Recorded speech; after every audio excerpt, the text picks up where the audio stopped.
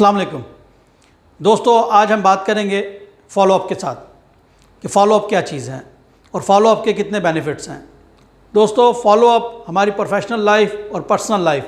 दोनों में बहुत ज़्यादा कारगर चीज़ है। यानी आप देख लें कि फॉलोअप की स्ट्रेटजी को अपना के बहुत से लोग कामयाबी और तरक्की के ज़ीने तय करते करते अपनी मंजिल तक पहुँच चुके हैं और मुझे यकीन है इंशाल्लाह कि आप भी फॉलोअप की स्ट्रेटजी को अपना के बहुत ज़्यादा आगे जा सकते हैं और बहुत कम वक्त में आप अपने गोल्स को हासिल कर सकते हैं। तो आइए चलते हैं आज के प्रोग्राम में, जिसमें मैं आपको बताऊंगा फॉलोअप के बेनिफिट्स। वैसे तो फॉलोअप के बेनिफिट्स इतने ज़्यादा हैं कि हमें 1 से 1.5 घंटे का प्रोग्राम करना पड़ जाए, लेकिन आज मैं कोशिश करूंगा कि 4 से 5 मिनट के अंदर अंदर हम फॉलोअप को मैक्सिमम कवरेज दें और आपके लिए ईजी हो फॉलोअप को समझना। तो दोस्तों, फॉलोअप का सबसे पहला फ़ायदा है कि फॉलोअप करने से आपको पता चलता है कि आप अपने काम में कितना इंटरेस्ट ले रहे हो, यानी आपको अपनी जॉब में कितना इंटरेस्ट है या आपको अपनी डील में कितना ज़्यादा इंटरेस्ट है। जिस शख्स के साथ या जिस पार्टी के साथ आप फॉलोअप कर रहे हो, जब वो आपका डिवोशन देखता है कि आप फॉलोअप के ज़रिए आप अपनी डील को किस तरह जो है वो फिगर आउट कर रहे हो या आप बार बार जो है उस पार्टी से जो है लिंक कर रहे हो, आप उसको पूछ रहे हो, तो इससे आपकी प्रोफेशनलिज्म और इंटरेस्ट दोनों चीज़ें ज़ाहिर होती हैं, जिससे कि पार्टी हमेशा खुश होती है कि हम किसी प्रोफेशनल कंपनी के साथ जो है वो डील कर रहे हैं, जिससे बहुत ज़्यादा फ़ायदा होता है आपको पर्सनली भी और प्रोफेशनली भी। फॉलोअप का दूसरा फ़ायदा है कि आपको ये कंफर्म हो जाता है कि आपका ये काम होगा या नहीं होगा, यानी आपने जो डील की है या आपने जो कमिटमेंट किसी के साथ की है क्या वो पूरी होगी या नहीं होगी। क्योंकि समटाइम ऐसा होता है कि आप जिस पार्टी के साथ डील कर रहे होते हो वो पार्टी आगे किसी दूसरी पार्टी के साथ डील कर रही होती है, तो क्या होता है कि वो पार्टी आपको थोड़ा सा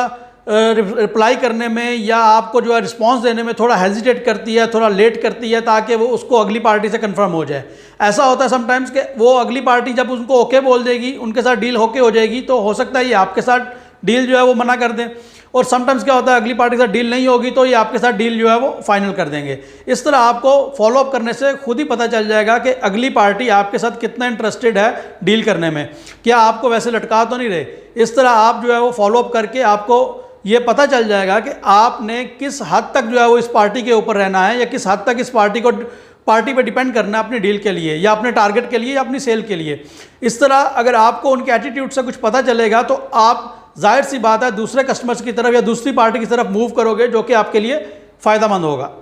इसका तीसरा फ़ायदा जो है दोस्तों वो ये है कि कस्टमर आपके साथ ट्रस्ट का जो रिलेशन है वो बिल्डअप हो जाएगा, यानी आपका और कस्टमर का ट्रस्ट का रिलेशन बिल्डअप हो गया तो वो आपके लिए फ़ायदेमंद है। यानी ऐसा होता है समटाइम्स कि जब आप 2-3 दफ़ा या 4 दफ़ा किसी कस्टमर के साथ प्रोफेशनली मिले हो या आपने उसको फॉलोअप किया है ओवर द फ़ोन या ओवर द मीटिंग, तो वो जितना ज़्यादा इंटरेक्शन आपके साथ होगा उतना ज़्यादा उसका रिलेशन आपके साथ अच्छा होगा, उसको ट्रस्ट हो जाएगा आपके ऊपर कि यार ये बंदा अपनी डील को लेके इतना सिंसेयर है, तो जाहिर सी बात है ये पर्सनल लाइफ में भी सिंसेयर होगा। इसीलिए वो बंदा आपके साथ डील करने में, आपके साथ कमिटमेंट पूरा करने में वो भी दिल से काम करेगा और आपके लिए वो भी फ़ायदेमंद होगा, आपके लिए, आपकी कंपनी के लिए या आपके बिजनेस के लिए, जिसके लिए भी आप काम कर रहे हो। फॉलोअप के पॉइंट्स में जो चौथा पॉइंट है वो बहुत ज़्यादा इंपॉर्टेंट है और वो आपको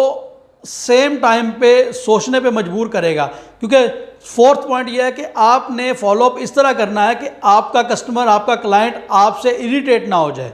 आपको एटलीस्ट ये पता चल जाए कि वो बंदा आपके साथ सिंसेयर है, आपके साथ डील करने में जो है वो इंटरेस्टेड है, लेकिन अगर आप बार बार किसी को तंग करोगे, बार बार आप उसको छेड़ोगे, तो वो जाहिर सी बात है आपके साथ डील नहीं करेगा, वो आपके साथ अपनी कमिटमेंट कभी पूरा नहीं करेगा, बल्कि वो सोचेगा कि यार छोड़ो, भाड़ में जाए, ये मुझे करना ही कुछ नहीं है। क्योंकि हर बंदा जो है वो अपने एक दायरे में रहता है और उस दायरे को वो फॉलो करता है। इसी तरह आपने जो ये कोशिश करनी है कि उस बंदे को बर्दाश्त की हद कहाँ तक है, ताकि आपके फॉलोअप से वो बंदा इरिटेट ना हो जाए। ये बहुत ज़्यादा इंपॉर्टेंट है और इस पर आपने बार बार ध्यान देना है कि बंदे को इरिटेट नहीं करना, पार्टी को इरिटेट नहीं करना।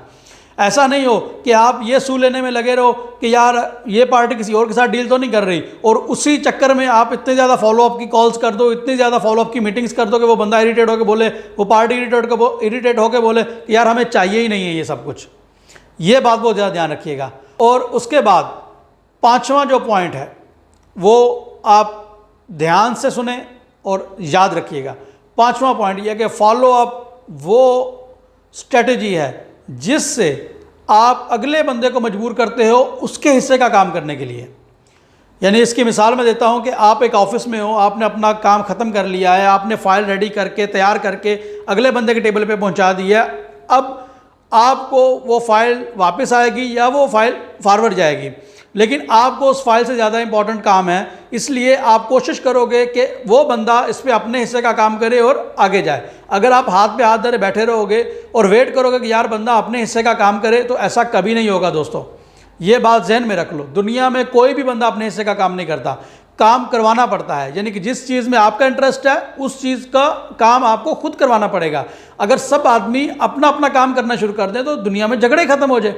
इसीलिए आप कोशिश करें कि अपने हिस्से का काम तो आपने करना ही करना है, अगले के हिस्से का काम भी करें। यानी आपने अपना जो है बॉल वो दूसरे के कोर्ट में फेंक दिया है, तो आप कोई ऐसी शॉट लगाओ कि अगला बंदा जो है वो बॉल रिटर्न आपको वापस करे। ऐसा नहीं है कि वो बॉल रख ले उधर अपने पास।